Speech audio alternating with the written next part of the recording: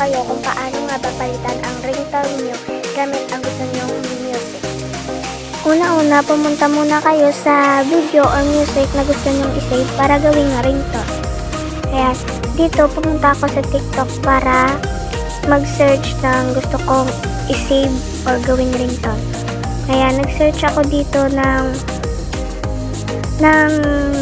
salamin-salamin ringtone. Ayan. Ito yung example ko sa inyo.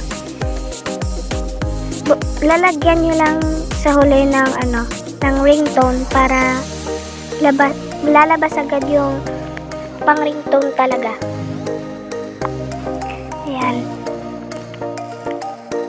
I-click nyo lang yung video or music na gusto nyong isave. Ayan. I-save natin yan para gawin natin yung ringtone. Ayan. Pagkatapos nyong isave yan, pumunta kayo sa Play Store. Back nyo lang. Ayan. I-search nyo sa Play Store.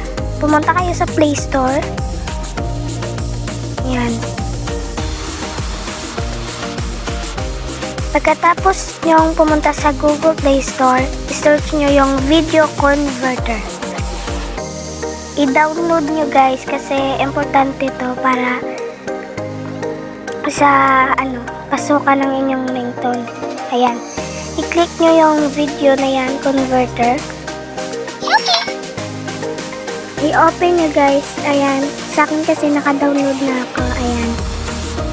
Open nyo lang guys. Tapos may lalabas dito guys. Ayan. Next nyo lang yan. I-click nyo dito yung video to MP3. Ayan. I-click nyo yan guys. Pagkatapos nyo i-click, yan yung lalabas at yan yung video na sinave natin kanina galing sa TikTok. I-click natin yan. Yan. Pagkatapos natin i-click, yan yung lalabas. At yung bitrate natin is i-change natin yan sa 320. Yan. I-click nyo lang ang 320 bitrate nyo. Pagkatapos nyan, i-click nyo yung convert sa ibaba. Ayan. Yan. Pagkatapos nyo i-convert, ayan, may lalabas dyan. Enter a file name. So, dito, ilalagay ko yung TikTok ringtone.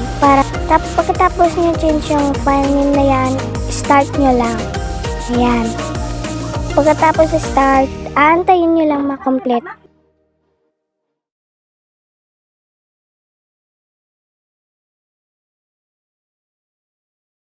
At pagkatapos ma-complete yan guys, pumunta kayo sa settings. I-click nyo lang yung settings. Ayan. Pagkatapos nyo i-click yung setting, hanapin nyo yung sound and vibration. Ayan. Dahil dyan tayo magpapalit ng ringtone. Ayan. I-click nyo yan guys. Tapos may lalabas dyan at hahanapin nyo dyan yung ringtone. Ayan. I-click nyo. Ayan. SIM 1 ba or SIM 2 or saan nyo ilalagay yung ringtone na yon. Kahit saan guys. Sa inyo na bahala. Ayan. Nakikita nyo yung select from files. Pagkatapos nyo i-click guys, lalabas dyan yung sinulat natin kanina sa name file. Ayan. TikTok ringtone. Pagkatapos nyan guys, dyan yung nagtatapos ang ating video at napalitan na yung ringtone. Ayan. Please subscribe guys for more update. Thank you for watching. Bye!